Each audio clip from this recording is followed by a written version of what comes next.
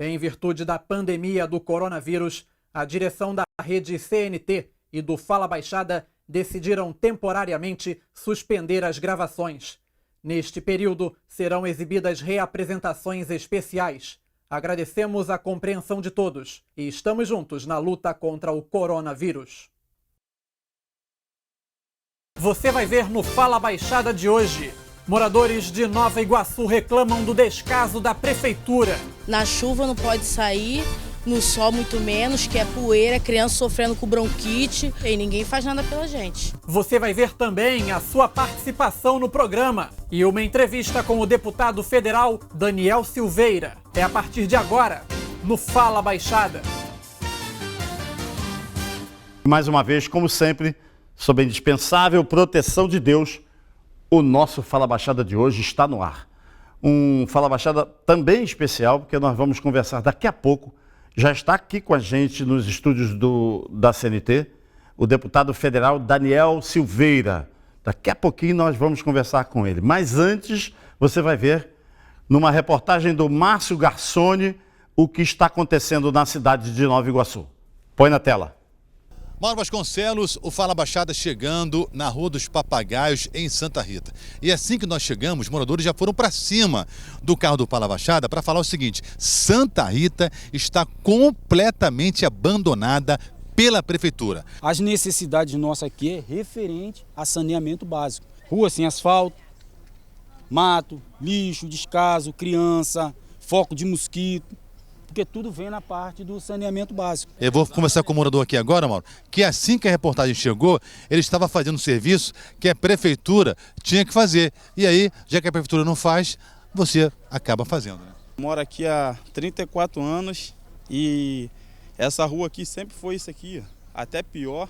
O bueiro que estava aberto, eu puxei o mato aqui, estava tampado de mato, não dá nem para uma criança ver. Se essa criança vem correndo, ela cai dentro do bueiro, se machuca.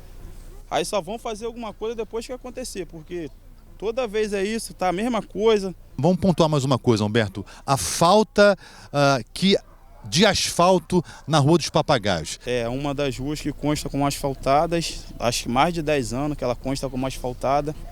E eles alegaram que só tem como mudar asfaltar essa rua se eles conseguirem mudar o nome da rua. Choveu, irmão, acabou a rua. Não tem rua, não sabe se é rua, não sabe se é rio. Esgoto volta para dentro de casa. A minha casa, toda vez que chove, enche de água, estraga meus móveis e tudo. Eu tenho uma pessoa idosa dentro de casa com problema de saúde. Tive que fazer uma barragem dessa altura no meu portão, né? Inclusive até caí lá do lado de fora, por causa da barragem, não estou acostumada ainda, né? E a gente não tem o que fazer aqui. Eu não nasci cego, foi acidente de trabalho e hoje em dia eu sou um cego total. Mas essa rua aqui é uma rua que uma dificuldade para mim é muito difícil, porque quando chove eu não posso ir para o meu estúdio, que é onde eu estudo aula de percussão, teatro, eu tenho que ficar em casa por causa da lama, entendeu? Aí é muita dificuldade para mim sair daqui, para pegar lá na pista a condução, para mim sozinho não tem como. Outra coisa também, Mauro, que eu queria mostrar para você é o seguinte: aqui foi feita uma pracinha, que tem aqui um parquinho, mas o que a gente observa aqui é a falta de manutenção nessa que seria uma pracinha. É um descaso total, como todos podem ver, lixo, mato, não tem asfalto, a gente fica dessa maneira aqui. Na chuva não pode sair, no sol muito menos, que é poeira, criança sofrendo com bronquite, com tudo que tem direito. É esse descaso aí que vocês podem ver, e ninguém faz nada pela gente. O IPTU chegou, né? O IPTU chegou, morador de 55 anos, aqui no pedaço, quando chove, para você atravessar de um lado para o outro, tem que botar bolsa de plástico nos pés. 1 bilhão aqui, ó, saiu para Nova Iguaçu para consertar isso aqui. O que é que eles estão consertando? Só o bolso. Meu irmão, 2020 tá aí, entendeu?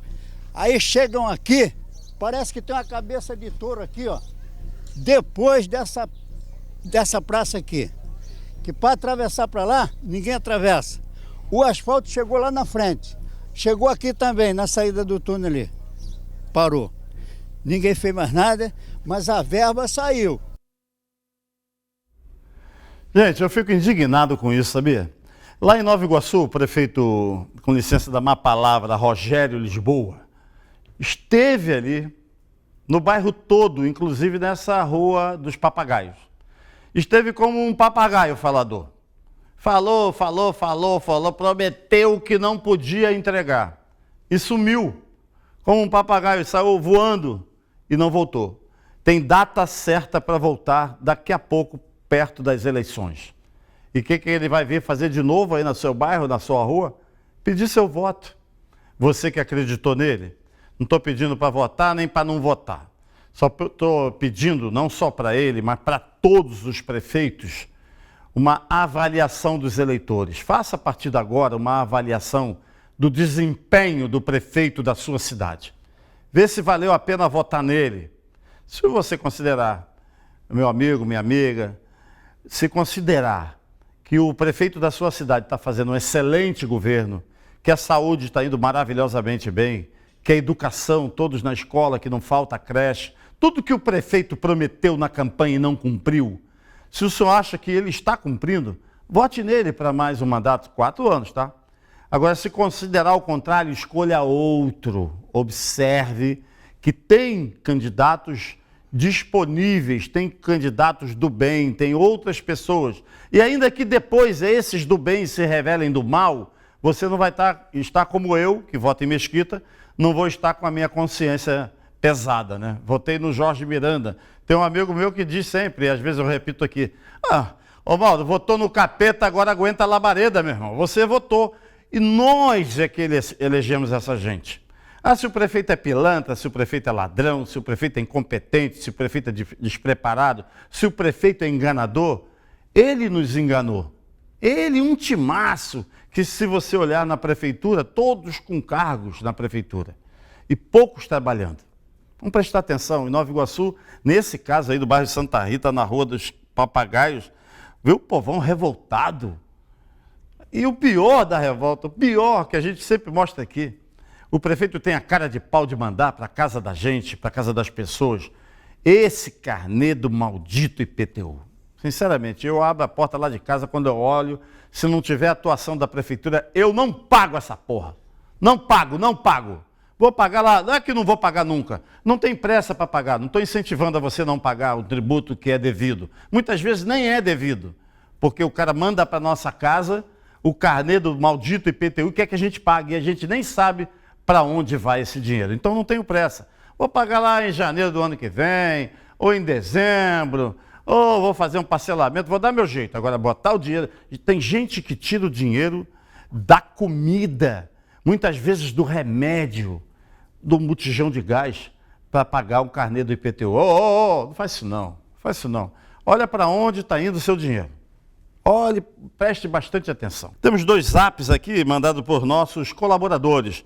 Esse que você vai ver agora é da Estrada da Boa Sorte, com muita lama e mato. Boa Sorte é o nome da estrada, Estrada da Boa Sorte. Na Cidade do Cinema, em Magé. Final de zap 4663. Põe na tela. Há um ano atrás eu mostrei essa filmagem para vocês. Eu estou falando aqui do bairro Cidade do Cinema, em Mauá. Há um ano atrás, só piorou as coisas. O nosso prefeito Tubarão não fez nada de melhoria, nenhuma pavimentação. Tá horrível isso aqui, devido a essas chuvas, Mauro. Olha como é que está isso aqui, ó, horrível. O mato tá entrando dentro da rua, não tem uma manutenção de nada aqui. Estamos abandonados, mas o carnê do IPTU, Mauro, já chegou. O carnê do IPTU já chegou e eu já paguei. Para cobrar imposto, eles são rápidos. Mas você vai vendo aqui, eu tô passando aqui e vocês vão vendo aqui. Eu tô dentro do meu carro, tô filmando para vocês verem como isso aqui tá abandonado. É mato do lado, mato do outro, não tem manutenção, não tem nada. Triste demais, né? Muita irresponsabilidade pública. Esse prefeito Tubarão tinha uma grande esperança que ele ia ter compromisso com a nossa gente, compromisso com o povo de Magé, mas foi exatamente o contrário. Impressionante. Tem lá em Magé um procurador que desgraçadamente leva o mesmo nome que o meu, procurador Mauro Gomes. Na minha cabeça ele já estava preso. Outro dia eu tive em Magé, falei, e aquele procurador Mauro Gomes? Já saiu da cadeia? Falei, não, ele não foi preso não. Continua mandando muito aqui em Magé. Ai, meu Deus do céu. Um lugar que tem um procurador cheio de bronca, respondendo. Se não está respondendo, vai responder. E o prefeito continua mandando. Ou o prefeito sabe e o mantém, não é isso? Ou o prefeito está sendo enganado e aí o cara vai se agigantando. Chegou o ponto desse procurador falar, que tubarão nada, aqui quem manda sou eu, aqui quem manda é comigo.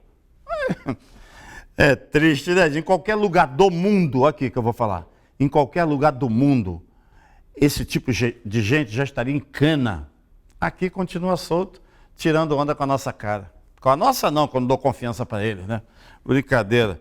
Ó, gente, tem mais um zap aqui. Chuva causa alagamentos e goteiras na Escola Municipal Castelo Branco. Sabe aonde? Na terra da doutora Tayana, lá no bairro BNH e Mesquita. Quem mandou foi do final de zap 4010. Põe na tela. No final do corredor agora. Tentando tirar daqui, ó. Aqui é a sala, ó. Essa é a sala e aqui é o corredor. Mas pelo volume aqui da água, aqui é a sala do final do corredor e aqui é o corredor que eu tô jogando lá pra fora. Olha o fogão, pegando direto ali. Aqui, como você acende Aqui é em cima do fogão. cheio d'água? Tudo cheio d'água. Porra, o pessoal trabalhou pra caramba, deixou tudo, ó, dentro do fogão. Não sei se veio pelo teto, não sei, cara. Porque aqui ele tá com uma infiltração danada, isso aqui é dentro do refeitório. Ó.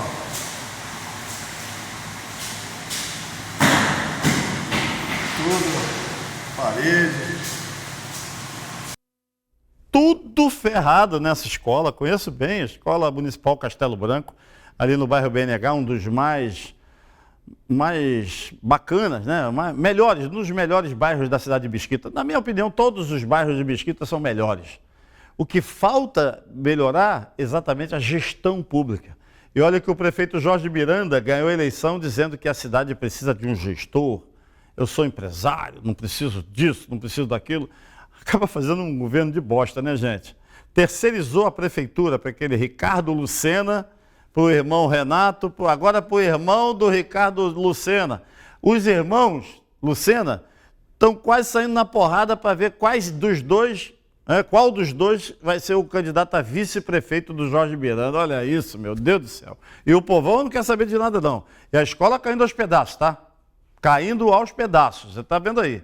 Eu queria que alguém da prefeitura, eu sempre convido o Jorge Miranda para vir aqui, eu pessoalmente não tenho absolutamente nada contra eles. Meu problema é com o que eles fazem depois que sentam lá na cadeira de administrador dos negócios públicos. Aí está mexendo com o nosso dinheiro.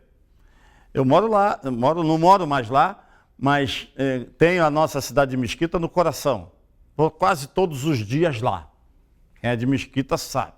Tem carinho especialmente pela cidade de Mesquita.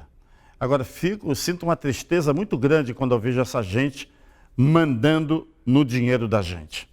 Não dá, né? Hein? Alô, Mesquita, vamos acordar. Pô, enquanto é tempo, faça uma avaliação. Eu peço sempre, faça uma avaliação. Se acha que esse Jorge Miranda, o grande administrador, gestor, empresário, está fazendo um bom governo, está fazendo um bom governo para ele, né? Impressionante, né? E olha que o Ministério Público ali fica colado na prefeitura, fora do lado. Se chegasse a olhar para lá, ver logo ali a prefeitura.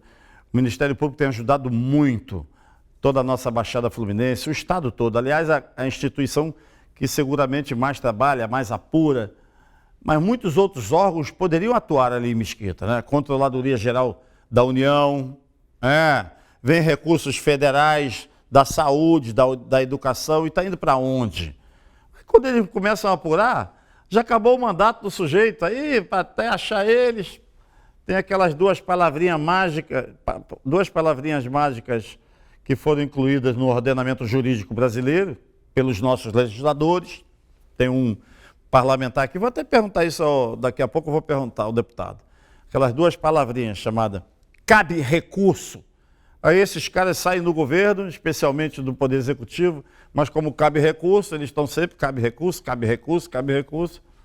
e ninguém vai preso. Daqui a pouco, depois do nosso intervalo, você vai ver com a gente, vai acompanhar com a gente uma entrevista com o deputado federal que já está aqui com a gente, Daniel Silveira. Vou conversar com ele daqui a pouco, depois do nosso intervalo. Qual é a principal recomendação nesse momento? Por que a quarentena é tão importante? Por que ficar em casa é tão importante? É um vírus de transmissão respiratória, né? Então, aqui no Rio de Janeiro a gente já tem transmissão comunitária. Então, agora essa coisa ela muda de figura, né? Antes não, era só contato com um viajante ou uma pessoa que viajou. Agora essa coisa, o vírus já ele está aqui dentro, circulando. já transita entre nós. Exatamente. Então essas medidas de ficar em casa, né, que está tanto se pedindo todos os dias, a gente está vendo aí na televisão, internet, em tudo quanto é canto, isso é importante para evitar a propagação do vírus. E neste momento que a gente está pedindo tanto para evitar, para a gente conseguir combater o aumento dos casos e aumento da contaminação, essa questão de não ir para ambiente aglomerado, ela é muito importante. Importante o tempo todo, lavar a mão, quando não puder lavar a mão, álcool gel, isso já dá uma ajuda. O que tem que saber é o seguinte, não é álcool gel sempre, né? Não é só álcool gel, não, você tem que lavar a mão com água e sabão. Água e sabão é o remédio.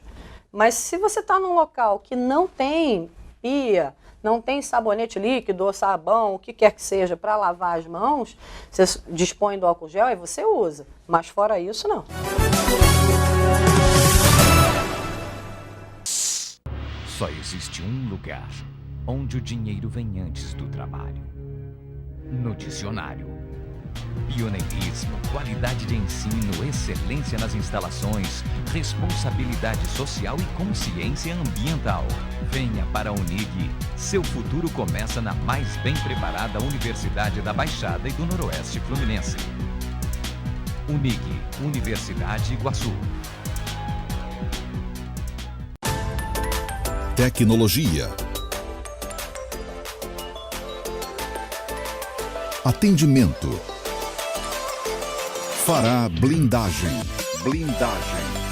Satisfação do cliente. Blindagem.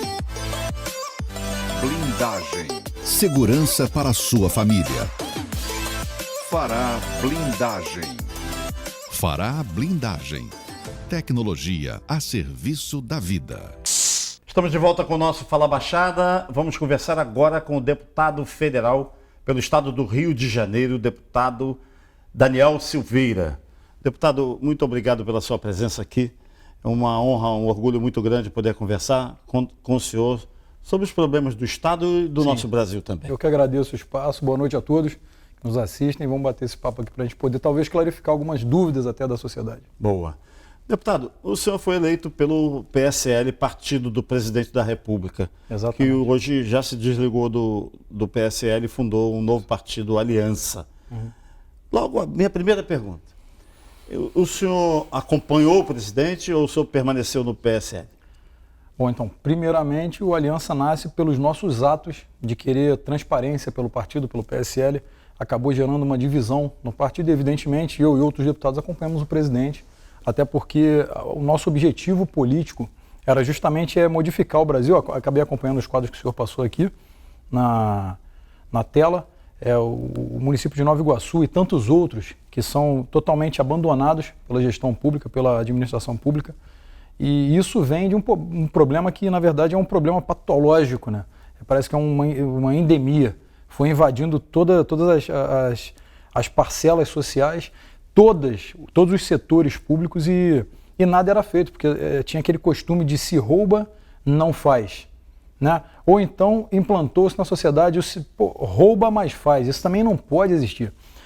A sociedade precisa compreender que quanto mais ela for fiscalizadora de quem ela colocou lá, quem colocou lá para representá-la, então nós teremos com certeza uma sociedade muito mais politizada e essa é toda a diferença que nós precisamos. Então, por esse sentido, acompanho o presidente, sou eleitor dele desde 2006, sou eleitor do Flávio Bolsonaro desde 2003, quando ninguém nem conhecia, na verdade, são meus amigos.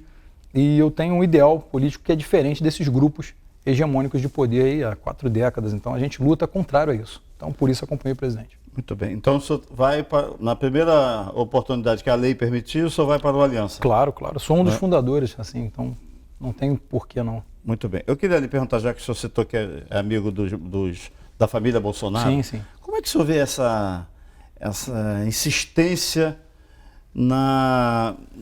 tendo como alvo, especialmente o senador Flávio Bolsonaro? Sim. Eu vejo, para mim é muito claro, é muito evidente, é uma engenharia social profunda. A grande mídia, que não tem compromisso com a verdade, eles procuram algum calcanhar de Aquiles e geram essa narrativa. O marqueteiro nazista, Paul Joseph Goebbels, ele tinha 11 itens que ele mantinha, uma cartilha de indução de pensamentos, pensamento por infusão. A mídia, ela alcança a casa de todos os brasileiros e ela vende uma narrativa que ela é replicada inúmeras vezes. E quando isso acontece, a gente acaba perdendo o senso crítico, porque se todos os lados falam aquilo ali, logo se torna uma verdade. Né? Tem uma máxima, até nazista também, uma mentira dita 1000 vezes vira uma verdade. Para mim, uma mentira dita 1000 vezes continua sendo uma mentira. É a questão do despertar social. Quando as pessoas entendem, compreendem que nem tudo aquilo que lhe falam é verdade, você passa a analisar por fora daquela bolha que as pessoas se prendem.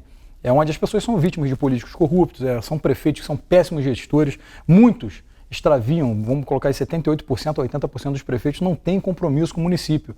E se no município não tem compromisso, evidentemente a nível Brasil, são mais de 5 mil municípios, são muitos municípios, e querendo criar mais, é algo rentável, e as pessoas têm que ter o compromisso com o voto. Não adianta você querer a sua calçada na frente boa porque tu vendeu o teu voto, e o teu vizinho não tem. É claro que isso vai se alastrar durante anos. Você tem que recuar, entender que nenhum prefeito que entrar agora em 2020 fará milagres. Não existe, pessoal. É uma fórmula mágica. Você colocando um prefeito hoje, você tem que levar em consideração que durante anos uma gestão foi ruim e se perdeu durante muito tempo tanto a compaixão quanto o compromisso com a res pública. E quando isso acontece e a sociedade fica submissa a isso, você não consegue. O Flávio não é diferente. O Flávio teve um problema em seu gabinete que não estava relacionado a ele. Eu conheço a história em detalhes, não vou entrar nessa seara porque eu vou ter que explicar tudo, vai demandar muito tempo. Mas o Flávio, ele é inocente, tá? É como se eu tivesse alguém em meu gabinete que acabasse usufruindo do gabinete para atender seus interesses pessoais. E claro, isso vai respingar em quem? No deputado Daniel Silveira, porque o gabinete é o gabinete que eu comando. E a mídia aproveitou isso, a mídia totalmente sistematizada, contra o Jair Bolsonaro, que é contra o sistema. Falaram, atacar o Bolsonaro não tem, porque já saiu na mídia que ele não se mete em nada. Vamos atacar o filho dele, o Flávio Bolsonaro, que por acaso é senador. E o Flávio não estava acostumado também com essas pancadas da mídia constantes. E aconteceu que descobriram ali um meio de tentar enfraquecer o presidente, a figura do presidente. Essa é toda a questão. E a sociedade, a verdade vai aparecer. Né? A PF já disse que não tem materialidade no caso, por exemplo, da lavagem de dinheiro, da rachadinha também, ele não está envolvido, né? Embora seja muito comum. Então eu defendo muito o Flávio Bolsonaro, sempre vou defender porque eu sei a história de fato. Muito bem. O senhor falou sobre prefeitos e gestores públicos que têm um costume antigo de enganar a população, mas a população também aceita ser enganada de certa forma, né? Absolutamente. Eu às vezes creio, por exemplo, o senhor é de Petrópolis, né? Isso. Talvez a mais bela cidade da região serrana. Sim.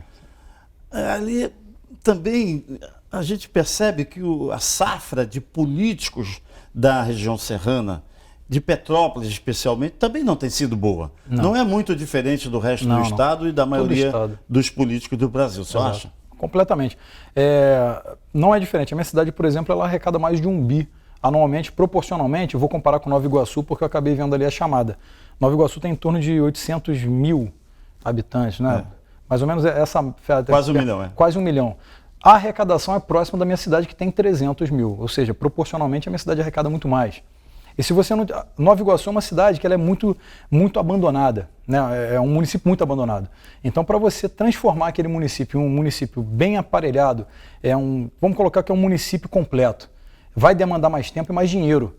E quanto mais a população não conseguir eleger uma pessoa que tenha decência e que essa pessoa passe o bastão para que o próximo gestor continue o que estava dando certo e não crie ou invente coisas novas, não tem fórmula mágica.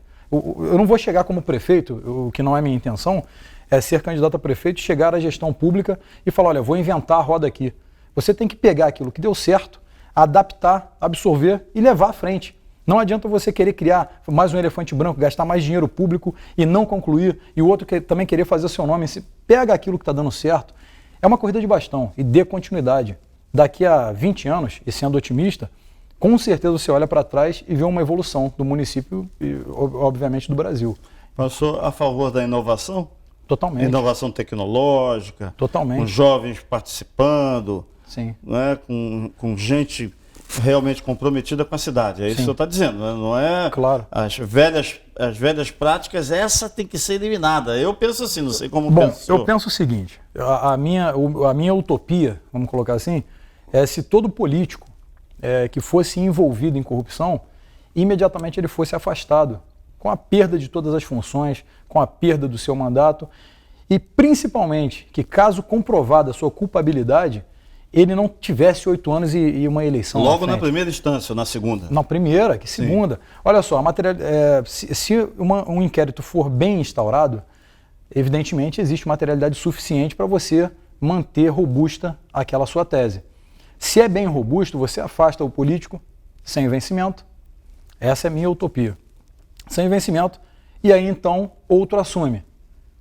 Até aí tudo bem. Teve a materialidade e foi comprovado a culpabilidade, preso imediatamente, sem recurso, né? Não há mais recurso, vamos colocar, há recurso? Não há mais recurso. Então aquela história do cabe recurso... Não pode mais existir, isso. Porque a judicialização no Brasil foi prostituída. Nessa semântica da palavra, prostituição da judicialização. Porque tudo é justiça e tudo são recursos. Você vai até a última instância, você chega ao Tribunal Superior, que nem deveria se intrometer em assuntos como esse. O STF está ali para julgar o que é constitucional ou inconstitucional. Mais nada, ele não tem que se meter nessa seara. E o político ele tem que ser afastado imediatamente, culpado, preso, e quando solto, quando for libertado, não se candidatar, ser proibido permanentemente de se candidatar ao cargo público. Porque isso desencorajaria. Né? A expectativa da pena ela vale mais do que a própria pena. Eu defendo muito isso em toda fala que eu exponho, porque quando você tem a impunibilidade, o político é blindado. Né? Ele comete, o artigo 53 da Constituição, por exemplo, garante a deputados e senadores a inviolabilidade. Ou seja, pelas palavras, opiniões, votos, até aí tudo bem, porque você está defendendo um campo eleitoral e interesse público. Agora, a partir do momento que eu intervir na coisa pública a fim de me favorecer economicamente, eu tenho que ser afastado e não posso mais trabalhar na coisa pública, não tem sentido mais.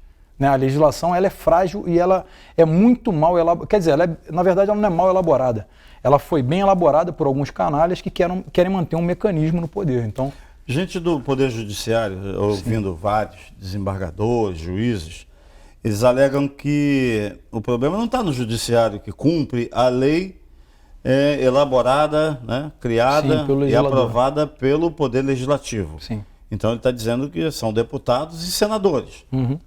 E aí eu fico olhando, eu não sei se o senhor concorda, é que muitos deputados e senadores que têm sérios e graves problemas, né, o deputado que cheira, ou o senador também, ou tem um filho, ou tem um problema de trânsito, eles elaboram a lei primeiro pensando deles e nos seus, e lá, muito depois, se tiver alguma oportunidade, o povo que pegue uma carona nessa lei que me protegeu. Exatamente. Eu vejo dessa forma. Então, quando eu me vejo agora diante de um deputado federal que fala como a gente, que entende, que enxerga como a gente, é um alento, sabia, deputado? Sinceramente. Obrigado. Porque não é muito comum a gente conversar com um parlamentar que fale claramente o que pensa, que aliás é um outro item, parece que é um defeito do político. Ele é de um jeito e de outro também. Né? É impressionante isso. Não sei se o senhor concorda que o legislador faz a lei para se proteger. É aquilo, né? Farinha pouca, meu pirão primeiro. Isso. Não é isso? Então, ele chega a uma casta de poder, são 513 parlamentares, né? Deputados federais a nível Brasil. Primeiro que eu acho um número elevado. Não tem necessidade de tantos administradores, legisladores a nível Brasil. Mas claro que isso é uma utopia também. A gente conseguiria modificar isso com uma emenda constitucional ou uma nova Constituição, que eu defendo uma nova Constituição. Nossa Constituição é socialista, as pessoas às vezes não percebem isso. É a minha área acadêmica do direito, então eu posso falar com clareza. Quando você analisa todo o artigo, o artigo 5º, Direitos e Garantias Fundamentais, a população acaba ficando entusiasmada. O Estado paternalista, que já é um Estado totalitário, se é paternalista tem que ceder tudo, a sociedade tem que compreender que isso não é tudo, né? Você precisa batalhar. Quem vai para os Estados Unidos não tem fundo de garantia, não tem seguro-desemprego, não tem regalias. Você tem que trabalhar. Você é bem remunerado, mas trabalha, né? Aqui no Brasil, a Constituição, ela maqueia toda essa impressão que se dá. As pessoas olham a Constituição e falam, olha, eu tenho direito a tudo isso. Enquanto, por outro lado, os políticos se blindaram de forma severa, onde eles são intocáveis e se mantinham em grupo. São decanos na casa. Eu defendo sim que o deputado ele precisa se reeleger e o senador também, porque o processo legislativo é moroso. Então, fatalmente, meus projetos eles vão atravessar a minha legislatura. Antes mesmo que eu termine o mandato, dificilmente será aprovado em ambas as casas. Pode acontecer, mas difícil um deputado ter mais de 2 projetos aprovados em uma legislatura. E se entra um outro deputado contra a vertente, não vai dar continuidade àquilo. E o processo moroso diz que se eu não for reeleito, o meu projeto de lei ele é arquivado, mesmo aprovado nas comissões que foram necessárias, mesmo em plenário. Se ele foi arquivado, ele não pode ser desarquivado pelo deputado que foi eleito. Ou seja, tem que atravessar tudo de novo, fazer um próximo àquilo para que eles sejam apensados e dê-se, então, essa continuidade no processo. Tudo fica perdido. Tudo se perde. Então, demora-se muitos anos. Então, o que precisa é a não reeleição no Executivo, só por 2 mandatos, e principalmente a sociedade compreender, caramba, esse cara não atendeu a expectativa. Claro que ele não vai fazer milagre, mas acompanhe o político de perto. Tu não adianta tu levantar uma bola sem saber fazer embaixadinha. Não adianta tu ser vamos colocar que você é um inquisidor. Eu vou julgar, aponto o dedo, tenho um culpado, mas se você não sabe se está sendo feito. Então, para cobrar você tem que saber. E viu que não foi feito, descarta o cara. Deputado, eu queria pedir licença ao senhor por alguns segundos para o nosso break, nosso intervalo, e daqui a pouco vamos voltar a conversar com o deputado federal Daniel Silveira. Eu vou perguntar, deputado, vou perguntar ao senhor, vamos conversar sobre 2 assuntos. Assuntos municipais, já que nós estamos em ano eleitoral. Perfeito. E como o senhor está vendo o desempenho do governo do estado do Rio de Janeiro. Perfeito. Isso tudo você vai saber daqui a pouco, depois do nosso intervalo. As diferenças entre o resfriado, né, uma gripe para o coronavírus. A gente fica falando, parece um resfriado, talvez até para as pessoas poderem entender o que pode acontecer. Mas na situação do coronavírus, a gente tem febre alta, acima de 38, tosse, na maioria das vezes seca, sem secreção, tá? Espirros, o que fica muito semelhante a um quadro gripal, a um quadro de resfriado. E evolui com falta de ar. Num resfriado, você não evolui com falta de ar. Num resfriado, você pode simplesmente ter uma febre baixa, você não evolui com febre alta, né? Dores no corpo, o coronavírus não dá dor no corpo, né? Num resfriado, você só tem ali o nariz, uma coriza, o nariz entupido. E na gripe, e a gente pensa em influenza, aí começa a desdobrar, H1N1, essas coisas, aí a gente tem um quadro um pouco mais severo, tem dor de cabeça. No coronavírus não tem dor de cabeça. Entendeu? Então essas coisas são diferentes, sim. O que a gente está pedindo é que os sintomas leves, né, já pré-identificados, que não vão à emergência, né, que não procurem a grande emergência para não superlotar o atendimento, né? Fique em casa, faça o auto-isolamento e mesmo observe. Com febre. Aí sim, aí com febre, né, essa questão, febre alta mantida, evolução arrastada, aumento de sintomas e falta de ar, vai buscar o atendimento de qualquer forma. Idosos hoje permaneçam em casa. O pedido é esse, permaneçam em casa. Essa questão de ficarem circulando pelas ruas nesse momento, ficarem indo para ambientes fechados, ficarem indo para consultas médicas de rotina, né? Que não tem uma urgência. Não tem uma urgência, pode adiar isso, né? Porque a partir do momento que ele entra ali no consultório médico, ele está se submetendo eventualmente a alguma questão respiratória. Lave as mãos, lave o rosto, né? Boca, área de nariz, evite contato próximo, né? Este é um momento que você não vai apertar mãos, não vai abraçar, né? Mas é para um bem maior. Lá na frente a gente vai ver o resultado disso. Fique em casa, é isso que a gente está pedindo, fique em casa, né? Evite circular para que a gente possa quebrar essa cadeia de transmissão.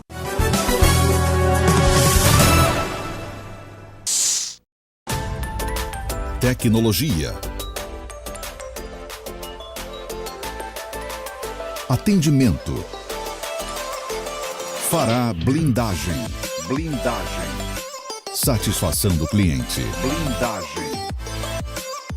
blindagem, segurança para a sua família. Fará blindagem, tecnologia a serviço da vida. Só existe um lugar onde o dinheiro vem antes do trabalho. No dicionário. Pioneirismo, qualidade de ensino, excelência nas instalações, responsabilidade social e consciência ambiental. Venha para a Unig. Seu futuro começa na mais bem preparada Universidade da Baixada e do Noroeste Fluminense. Unig, Universidade Iguaçu. Estamos mais uma vez de volta com o nosso Fala Baixada, conversando com o deputado federal Daniel Silveira. Deputado, o senhor acha que quem votou no Bolsonaro continua fiel a ele? Sabia das intenções? E isso também o senhor acha que o presidente está cumprindo o que se comprometeu com os seus eleitores, o compromisso assumido na campanha eleitoral? Sim, acho. Acho que a maioria das pessoas, 99%, ainda permanecem com o presidente. O presidente tem sim cumprido com 90% de todas as suas promessas de campanha, contudo, ele tem governado mais por medidas provisórias, né, que elas, infelizmente, devem passar pelo crivo do Congresso, devem ser pautadas e, por vezes, o Congresso ali, o Parlamento senta em cima daquela pauta, não coloca em votação, não coloca a plenário. 120 dias ela perde objeto. Eu fiz até uma manobra há pouco tempo, ia se extinguir agora aí, falando do meu mandato, para ajudar o governo sobre a carteira estudantil, né, que é sempre pela Uni, você paga R$35 e fica alimentando ali Partido Comunista e pessoas que são progressistas da esquerda. Como já ia caducar, dia 16 de fevereiro, salvo engano, vai caducar, eu peguei todo o teor, solicitei a Casa Civil e transformei em PL, ou seja, ela ainda que caduque, coloquei ela para tramitar novamente pela Casa, entra com requerimento de urgência para votação, projeto de lei. Virou um PL. Então não tem mais prazo, então ganhamos tempo e ganhamos a chance, mais uma vez, de brigar no voto no plenário. Então nós temos que articular contra a má vontade de alguns para a gente poder fazer o Brasil caminhar. Qual é a vantagem que o estudante que precisa ter a sua carteira de identidade, como estudante, a de não ter que ir na Uni? Que não... Isso.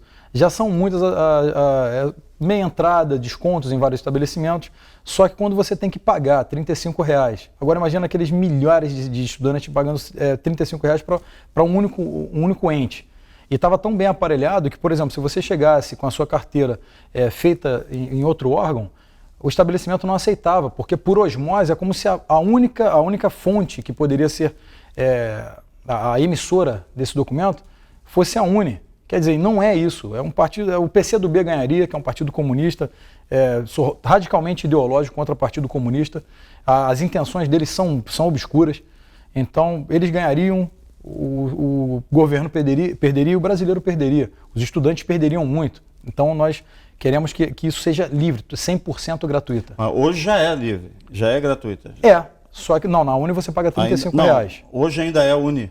É a Uni? Hoje ainda Você tem até outros órgãos que podem emitir, só que os estabelecimentos não aceitam. E a partir de quando que vai poder o estudante ter a sua carteira sem pagar nada?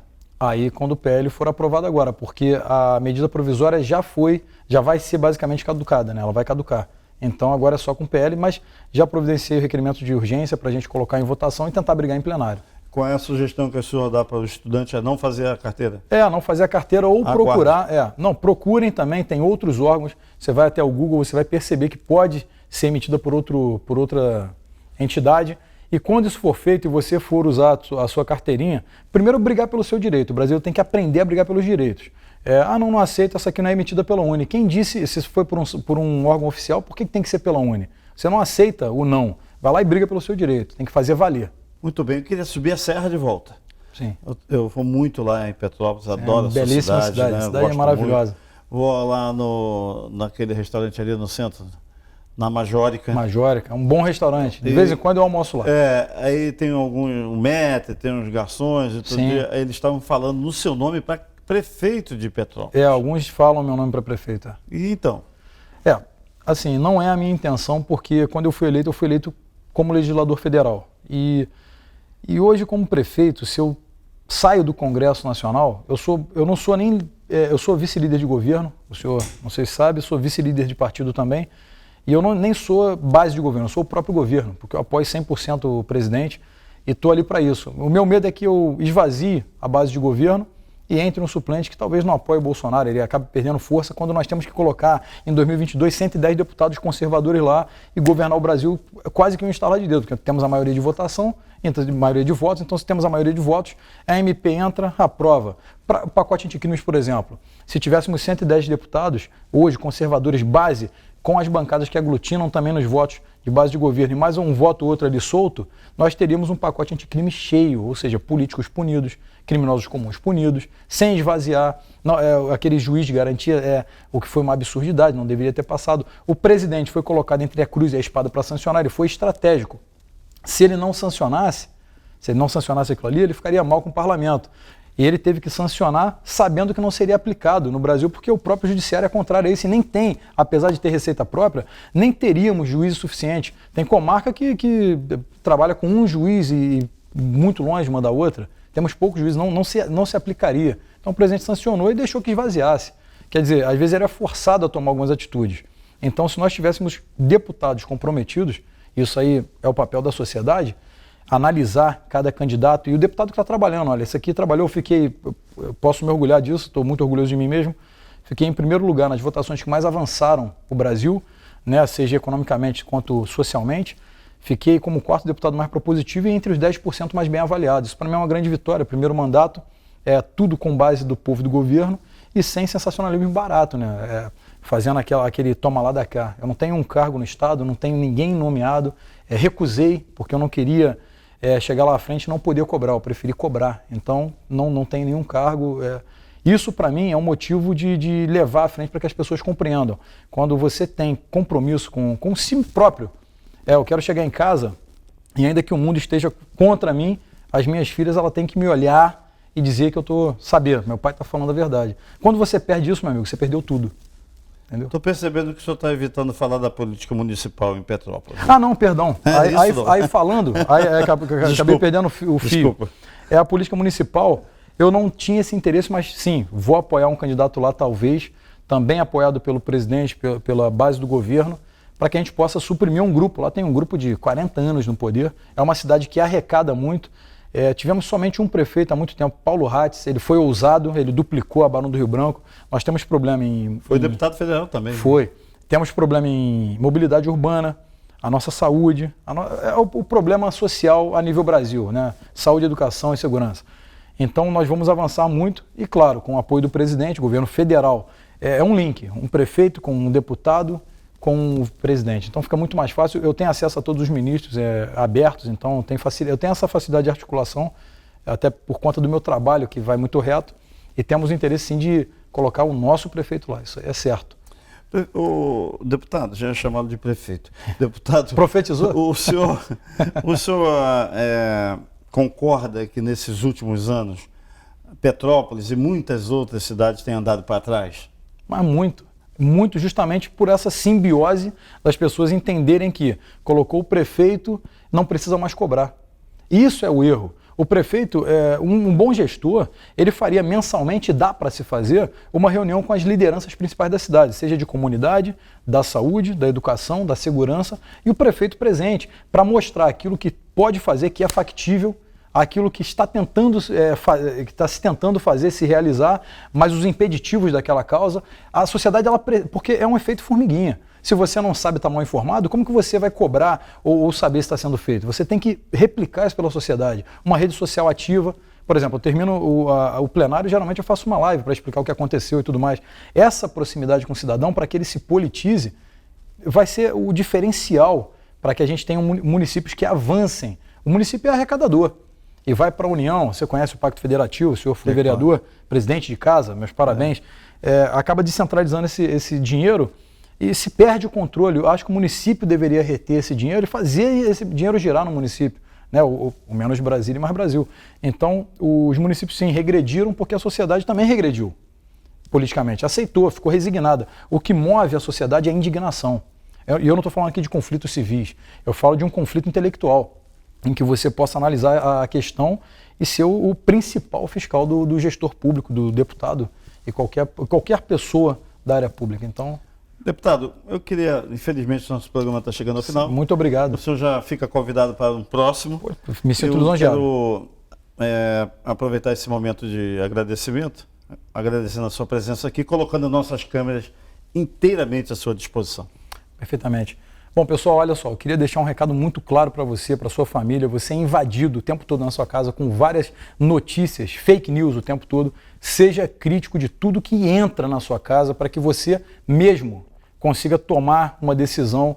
Não venda o seu voto em 2020, não pense na sua calçada, no seu portão, pense em todos os portões para que as pessoas tenham o serviço que é coletivo, que é a saúde, educação e segurança, que é o principal para que a gente possa caminhar, que o que você tiver, seu vizinho também tenha. Não pense, entenda que quando você vai lá e vota na pessoa, você está dando um cheque em branco para ela, um documento em branco por 4 anos, ou 8, dependendo, e você será o culpado de tudo, ou então o campeão de tudo. A escolha é sua. Deputado Daniel Silveira, conversei aqui com o deputado federal Daniel Silveira, da bancada do Rio de Janeiro. São 46 deputados, né? 46. O senhor consegue transitar bem entre os parlamentares, mesmo os de outros partidos, de partido de esquerda? Tem bom trânsito? Bom trânsito. Graças a Deus eu consigo, eu divido. Eu debato as ideias, não concordo com muitas, contudo, de forma personalíssima, não consigo agredir a pessoa. Eu acho que o campo das ideias é debatido. O parlamento, a própria semântica da palavra vem de falar. Então, você debater realmente, mas sem tentar ofender, tentando não ofender outra pessoa. Você não concorda com a ideia da esquerda, tudo bem. Você vai debater e mostrar que eles estão equivocados em certo ponto de vista. Tem bom relacionamento com o presidente Rodrigo Maia? Tenho um bom relacionamento, por vezes não concordo com muitas pautas ou muitas coisas que ele deixa de cumprir porque ele quer equalizar um jogo que não é para equalizar. Eu acredito que nós podemos ser muito mais diretos no que o Brasil quer. Muito bem, conversei com o deputado federal aqui pela bancada do Estado do Rio de Janeiro, o deputado Daniel Silveira. O Fala Baixada é assim, compromisso com a verdade, compromisso com você.